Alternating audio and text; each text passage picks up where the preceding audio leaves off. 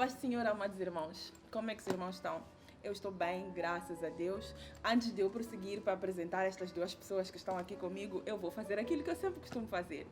Siga o nosso canal no YouTube, Euridice Caliano, subscreva-se, ative o sininho para receber notificações sempre que nós postarmos um vídeo novo, deixe o seu like e partilhe. Este vídeo eu tenho certeza que vai abençoar muito a sua vida e vai responder muitas questões que nós temos.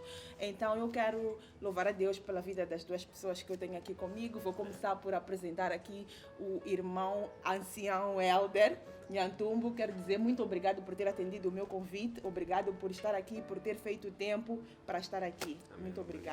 E quero apresentar também o pastor Dércio, da Igreja Assembleia de Deus do Belém. Quero dizer muito obrigado também pela sua presença, por ter atendido o meu convite para estar aqui. Então, nós hoje vamos conversar um pouco em torno de uma passagem bíblica que eu acho que é muito polêmica. Marcos 16:15. Quem não conhece essa passagem, todos sabem de cor e salteado, nem precisamos abrir a Bíblia para ver. Mas eu vou ler aqui na Bíblia para os irmãos saberem o que é que nós estamos aqui a falar. Marcos 16:15, assim diz a palavra do Senhor. Amém. E disse-lhes: ide por todo o mundo, pregai o evangelho a toda criatura. Quem crer e for batizado será salvo, mas quem não crer será condenado. Amém? Amém. Então, ancião Elder, pastor Dércio, nós estamos aqui hoje porque eu quero focar neste ide. Jesus aqui diz: ide por todo o mundo, pregai o evangelho a toda criatura. Mas há uma coisa que eu tenho visto nos dias de hoje, e acredito que eu não sou a única pessoa, é que o id não é muito cumprido. Eu creio que as pessoas estão mais dentro das igrejas, não é? À espera que as pessoas venham até elas. Ou que quando as pessoas fazem o id, na maioria das vezes é para ir evangelizar outros cristãos. Isso é uma coisa que eu noto que acontece muito. Então eu vou pedir ao ancião Elder que nos explique este id aqui, como é que é? Quando Jesus diz id, eu percebo que não há um sítio específico onde eu deva ir. É id a todo mundo. Eu posso ir, por exemplo, as pessoas, já vi gente dizer que nós não podemos ir a festas de ímpios. Não podemos fazer parte do ambiente onde estão os ímpios envolvidos. Por exemplo, nós não podemos ir a um bar. Por exemplo, nós não podemos, se calhar, sentar e beber uma cerveja com alguém. Então, eu quero tentar perceber, em torno disso tudo, o que é que o ancião acha? Amém. Eu agradeço a Deus por esta oportunidade. Agradeço a Deus pela minha vida, pela vida dos irmãos que estão aqui comigo. Não posso deixar também de agradecer a Deus pela vida dos nossos pais espirituais, né? Que são os nossos líderes. Eles têm contribuído muito para o nosso crescimento espiritual. Estou a falar especialmente do nosso líder, o apóstolo Daniel Barão. Pronto, se me permitir, eu vou fazendo uma análise aqui Claro, fica à vontade. do texto, né? Que a palavra diz: e disse-lhes, ide por todo o mundo, pregai o evangelho a toda criatura. Amém? Então, eu fiz uma pequena análise aqui do texto. Peguei primeiro no verbo ide, né? Este verbo está no modo imperativo afirmativo, ou seja, é obrigatório.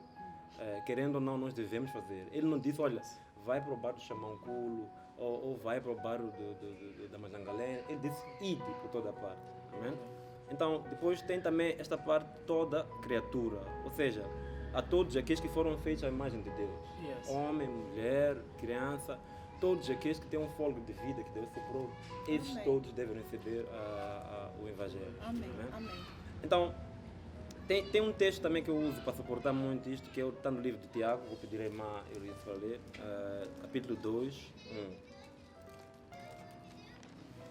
Que é para podermos perceber melhor. Tiago, capítulo 2, 1. Capítulo 2, 1. Assim diz a palavra do Senhor. Amém. Meus irmãos, não tenhais a fé de nosso Senhor Jesus Cristo, Senhor da glória, em acessão de pessoas. Amém. Então, ou seja, enquanto crentes, como pessoas que seguem a Cristo, em nenhum momento nós devemos ser seletivos. Amém. Né? Amém. Em nenhum momento nós devemos escolher. Não há preferências para pregar o Evangelho. Amém. Né? Amém. Não há preferências. Não há que, não, este é preto, este é branco. No entanto, como é preto ou é branco, eu não mereço a palavra. todos, a partir do momento que nós recebemos o Espírito, nós aceitamos, fomos convertidos e Jesus nos usa, Deus nos usa para pregar o Evangelho. Então nós temos que seguir, nós não devemos escolher. O mais importante nisso tudo é discernimento. Amém. Né? Amém. É o que conta nisso tudo. O que eu estou a dizer com isso? Temos também o exemplo de Jonas. Jonas, Deus falou a ele para entrar na cidade de Nínive para pregar o Evangelho. Né? A primeira vez ele, já conhecem a história, ele desvia e vai para o outro lado. Deus aparece para ele a segunda vez, depois da história do peixe. E diz a ele outra vez, vá. Ou seja, se quiser podemos ler outra vez. Podemos ler o livro de Jonas, capítulo 3. Eu vou só, desculpa interromper um bocadinho, vou pedir para você não perder o fio do Tá bom, pensamento. tá bom. Eu, por acaso, tinha mesmo pensado em Jonas. Pastor Dércio, acha que nós podemos comparar os crentes desta nossa geração a Jonas? Eles decidem quem deve ser, este merece, aquele não merece. Será que nós podemos fazer essa comparação? Em primeiro lugar, também, mais uma vez, saudar a todos que estão aqui, dar graças a Deus pela vossa vida, também dar graças a Deus pela vida do meu pastor Eduardo Lopes. É assim, o plano de Deus nunca mudou. Quando nós vemos na Bíblia, Deus nunca teve plano A, plano B. O plano de Deus sempre foi de expansão. Quando nós vemos a partir de Gênesis, do capítulo 1, versículo 26 a 28, Deus dá uma ordem ao homem: frutificai, multiplicai, enchei a terra e dominai-a. A palavra dominar significa no original reino, ok? Então a primeira coisa que Deus deu para o homem foi um reino, não uma religião. Eu acredito que é a primeira coisa que todos precisamos entender, porque foi exatamente o que o homem perdeu no Jardim do Éden, perdeu um reino. E nós podemos entender que ele perdeu um reino porque o segundo Adão, que nós sabemos que é Jesus, a primeira pregação que ele deu foi: arrependei-vos, porque é chegado o reino. Ele veio para trazer aquilo que o homem perdeu no início. Então, a visão de Deus, ela é sempre expansiva. Quando nós vemos, por exemplo, em Gênesis capítulo 9, quando ele fala com Noé, a ideia era frutificar e multiplicar e encher a terra, ou seja, era trazer uma visão expansionista.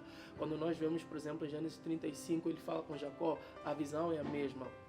Agora, quando nós, por exemplo, falamos de Jonas concernente ao povo de hoje, a ideia é que nós talvez não entendemos exatamente o que estamos a fazer, onde estamos e o que estamos a professar.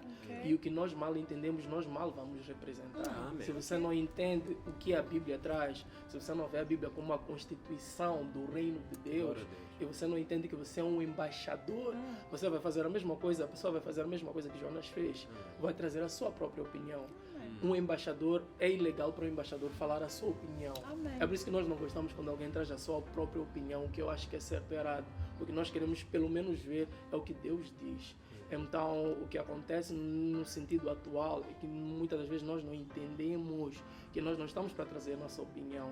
E uma coisa que também eu acho que contribui para isso é o fato de nós vivemos num país democrático. E num país democrático nós somos livres de dar a nossa opinião.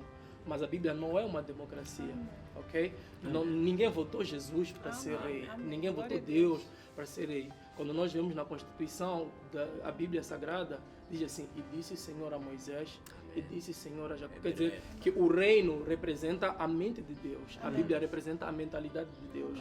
Então, Jonas, o que ele estava a fazer, quando Deus disse vai a Nínive, ele disse: não, eu vou trazer o que eu acho que tem que ser. Então, é o que faz com que, por exemplo, existam muitas divisões.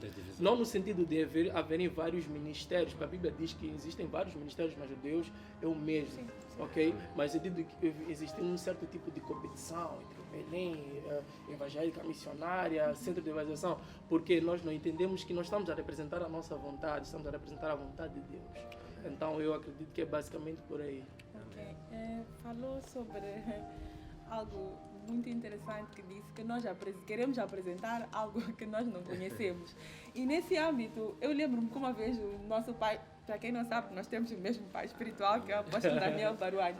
O nosso pai espiritual uma vez contou, desculpem, a história de um jovem que saiu para evangelizar e ele foi evangelizar num prostíbulo. Sim. E ele, em vez de evangelizar, ficou evangelizado, ficou trancado num quarto durante 3 dias e quando os irmãos foram para recuperar, ele já não tinha recuperação, já estava lá. Porque eu acredito que ele foi, não é, apresentar algo que ele, na verdade, não conhecia, não é? Não tinha noção. Sim. Então, assim, Helder, como é que nós podemos lidar com isso? Porque eu acho que este versículo é muito controverso, porque e veja que a maioria das pessoas que querem fazer o ID não estão preparadas para fazer o ID. E acho que as que estão preparadas e que deviam fazer, não estão a fazer. Querem que as pessoas venham até elas, ou ficaram tão preparadas a nível de terem adquirido uma certa religiosidade e fecharam, centralizaram Jesus. Centralizaram Jesus. Então, como é que nós podemos lidar com isso?